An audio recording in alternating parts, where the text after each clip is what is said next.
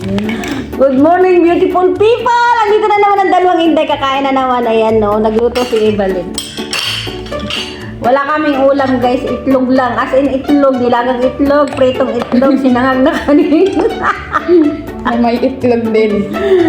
At saka, sinangag na kanin na may itlog. Oo, di ba? Ganyan, guys, ang buhay ng OFW pagkakasuldo. Ang natira, ang ulam na lang ay itlog. Thank you, Lord, sa biyayang pinagkaloob niyo sa akin, Lord. Salamat ng marami kasi marami naman ako natutulungan at marami ako napapasaya sa family ko lang. Sorry naman sa ibang hindi ko natutulungan. Sorry. Love you all. Sarap. Ang hanga. Kain tayo, guys. Ganda ng pagkakaluto na Evelyn ng ng itlog. Halang nga. Kaya mo ba yung halang? Saba naman.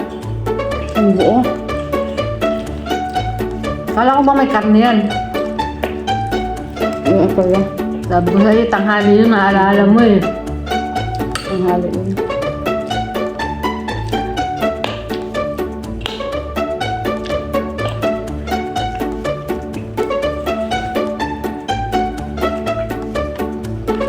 Minsan na lang kami makapag-mukbang na ibal.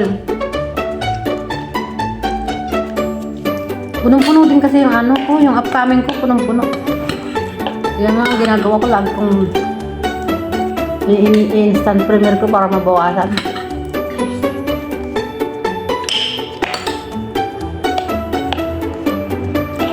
Daming nagre-reklamo sa dami kong upcoming. Hindi daw nila makita.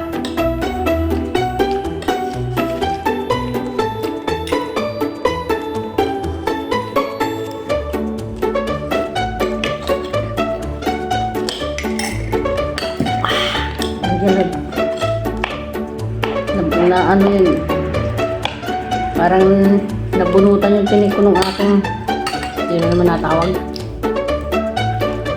Akin ba? Pero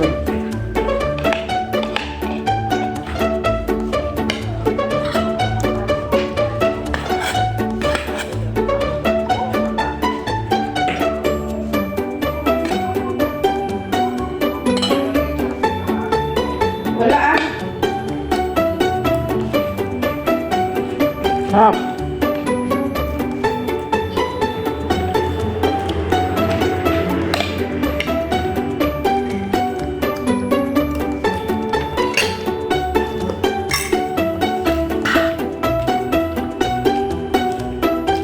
Puro itlog na may ulam natin.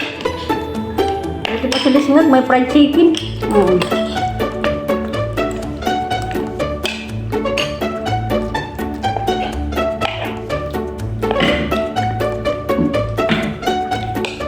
Sila singag ba yan? Sabi na wag ko na lang yung tita ko. Oo nga, huwag na, Diyos ko. Saka, ugali ko. totoo naman kasi sinabi na tita mo, bawal kasi yun. Kahit saan may restaurant, bawal yung mga ganun-ganun. Noon pa daw yan. Lalo na kung ang Daw. makakita kay Liz na yung sa sa health, naku. Delikado si Liz nagmapasarap. Ang mali na bakit hindi siya magsalita ng maayos? Sigaw-sigaw pa. Kaya mo na. Inis na, pailog mo pa, ano na lang daw. Ayaw ko kasing ganun, ti. Gusto ko prangkahan kay tita ko yan. Pinaprangka ko yan.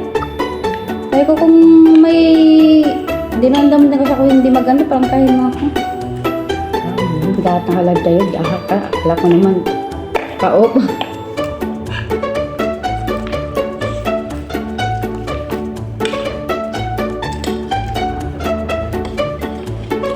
Parang maubos natin yung kanin. First time natin dumami ang kain ngayon.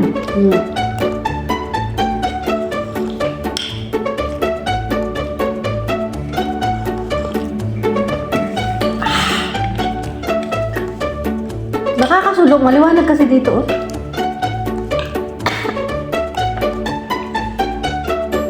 Ang laki ng kain namin ngayon Simpleng almusal lang yung aming pagkain pero ang laki ng aming kain. Ay, grabe. Tagal namin kasi tayo hindi na ganito. Namis ni Ibalin yung aming sinangag.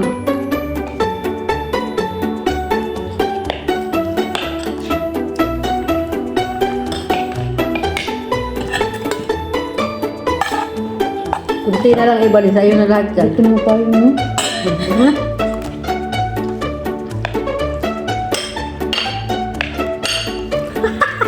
Almusal, anong oras na? 9? Alas 9 almusal namin, nagutom talaga. Dati hindi natin naubos ganyan karami ha. Hindi ito kasi bakitan. Kaya dinayo tayo.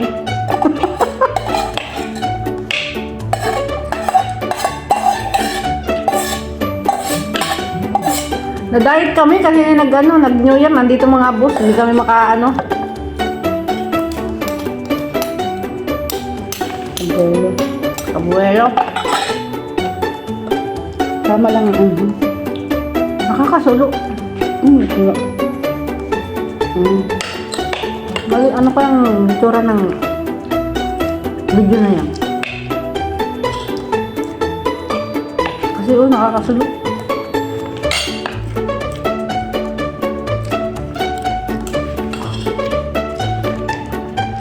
Dati matatapos na yung video ko eh. Ano, kunti pa lang nakakain ko eh. Ngayon, no, matatapos na yung video ko eh. Ubus na yung pagkain ko. Grabe, lakas kumain. Pag hindi gutom.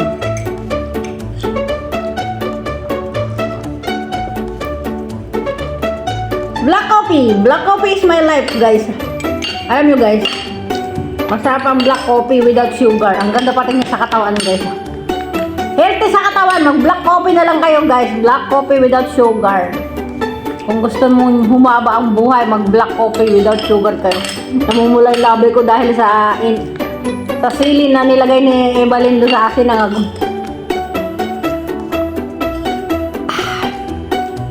Yummy!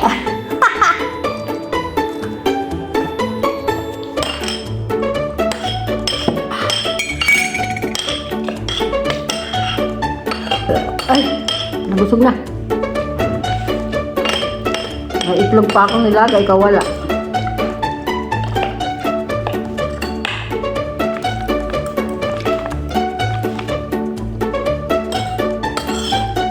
Kala ko hindi na magkakain yung ano yun. Pinag-update kasi ako kahapon. Ang layo pa lang. Ulas, ubos na ang kain. Kapag tapos na yung ano eh. Ang layo pa yung oras ay tapos na yung pagkain namin. Ano ba yan? Grabe ano? Ngayon lang nangyari ka ah. Bilis natin kumain ah.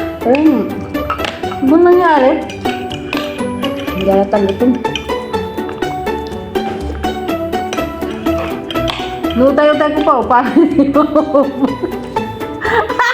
ang dami nang nakain ko. Hindi at sugar na to. Mayroon sugar. Hindi na kayo sugar. Huwag kang mag-sugar. Masama may naka-sugar palagi.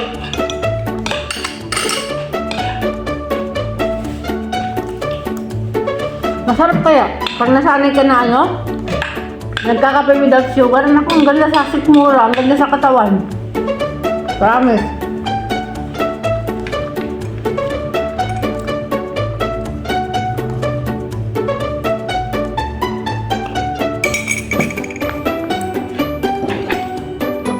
Pinag-update ako ni Lolo kahapon. Ano yan, no, ni BDO. Para security daw ng aking account. Pinarusahan naman ako. Isang araw. Gaganon nyo. Every 6 months eh, nagpapalit ng ano, password. Mas maganda na yun para sa security ng ano, account.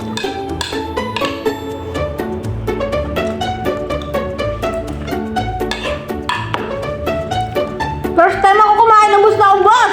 Ay, hala, grabe yung balon. Paano na yan? Bus na bus. Tingnan niya kinainan na Ebalyn. kahit isang nguyang wala ka makikita.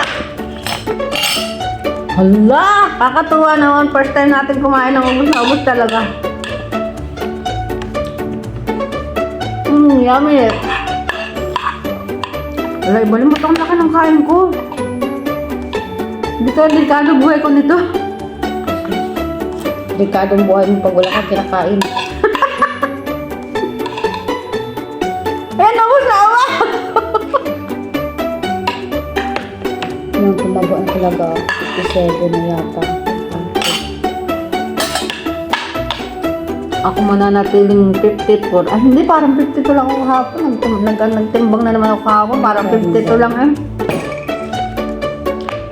Dapat andito palagi sa Bakika para diet ako. Nagda-diet kapag nandito sa Bakitang. Ngayon talaga, hindi makabeko.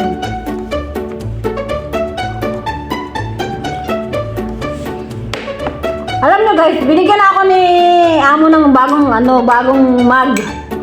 Parehas kami ni Evelyn. Regalo niya yun nung Chinese New Year. Pero hindi ko maiwan-iwanan yung aking mag 10 years na kasi kami magkasama nito. Mag-11 years na.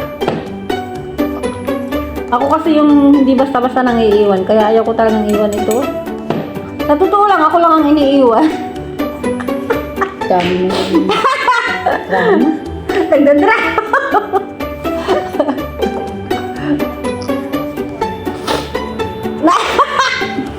Umiyak ka na. Hindi, gawa na sili mo, nga lang. Oo, guys, totoo yun. Ako lang ang iniiwan. Pero ako, hindi mahilig ako mang-iwan. Igilol. Pero mabait ako, mabait ako sa mabait sa akin, Pero pag naging salbahe ka sa akin, mas salbahe ako sa'yo. Yan ang Aquarius. Maldita. Mapagmahal. Ano yung parang tigre. Pag nagalit, mabangis. Pero number na sinusure ko sa inyo, ang Aquarius ay sobrang mapagmahal. Totoo yan! O ano, naniwala kayo, Balen? Ang Aquarius ay mapagmahal. Mapagmahal, matapang. Ano, nakakatakot yan pag yan ay tsaka ginagalang. Yun ang pinakamaganda. Lahat ng desisyon ng Aquarius talaga ginagalang. Totoo yan. Napatunayan ko yan sa sarili ko kasi feeling ko ako yung leader. Kasi sa aming family, kahit ako hindi panganay sa amin, ako pa rin yung pinakang leader na tinuturing sa aming family. So ayun na nga yung pinakang maganda sa Aquarius. O ikaw, Ibalin. Anong masasabi mo bilang Aquarius? Hindi mo alam sa sarili mo.